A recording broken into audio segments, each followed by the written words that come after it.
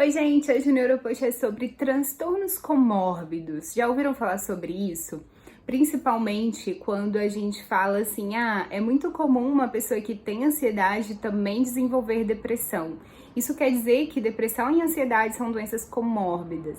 E aí me perguntaram, doutora, por que que acontece isso, né? O que está acontecendo nesse cérebro, nos nossos cérebros, né? Que é tão comum eu ter um transtorno subjacente ao outro. Gente, a grande explicação é que se eu tenho uma alteração de comportamento, eu tenho uma alteração de neurocircuitos, né? Porque o meu comportamento ele é conduzido pelos nossos neurônios e pela junção desses neurônios que formam os neurocircuitos. Como é que funcionam esses neurocircuitos? Através de neurotransmissores. Então, se eu tenho uma falha de neurotransmissores ou uma alteração de neurotransmissores por conta do transtorno, por exemplo, ansiedade e depressão, que ambos cursam com diminuição da liberação de serotonina e da produção de serotonina, vai ser comum que esses neurocircuitos sejam afetados. E aí, onde passa esses neurocircuitos, eu vou ter o prejuízo de acordo com o comportamento.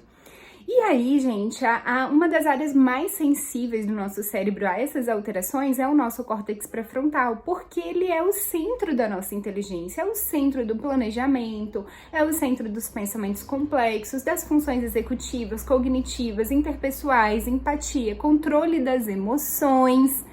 Então, se essa área que controla as minhas emoções não está funcionando adequadamente, as minhas emoções estão muito afloradas.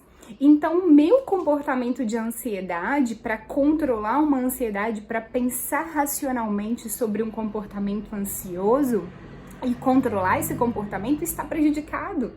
Então, eu tenho dificuldade de controlar esse pensamento, né? De controlar esse impulso que vai gerar minha ansiedade.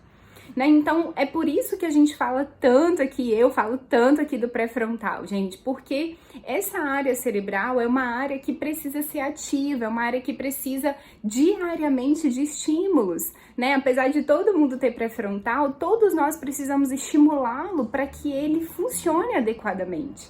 Então, não é simplesmente passivo, porque passivamente o pré-frontal ele quer ficar tranquilo, né? Quer ficar de boas, mas a gente precisa ativá-lo. E é por isso que a gente fala de tantas atividades aqui que vão fazer isso, como atividade física, alimentação, que vai me favorecer liberação e produção de neurotransmissores, assim como atividade física, meditação, que vai reconectar, aumentar a conectividade do meu cérebro de uma forma geral, especialmente do pré-frontal.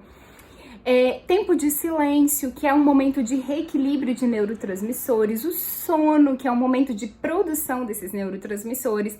Então é por isso, leitura, é por isso que a gente fala tanto dessas atividades aqui e vamos continuar falando, porque é o que eu preciso para controlar esses transtornos. E aí, possivelmente, não desenvolver outros, tá? Claro que a terapia tá nesse jogo, tá, gente? A terapia, ela é fundamental pra gente ressignificar traumas, ressignificar esses transtornos e ter uma qualidade de vida, né? Então, assim, muita gente pergunta isso, Kézia, eu vou conseguir um dia parar de tomar medicação para ansiedade, por exemplo? Sim, desde que você coloque todas essas atividades e a terapia para te auxiliar aí nesses processos e ir ativando esse pré-frontal para que ele volte a controlar as áreas das emoções. Tá bom, gente? Espero que esse vídeo tenha ajudado e tendo mais dúvidas, coloque aí para mim. Beijo!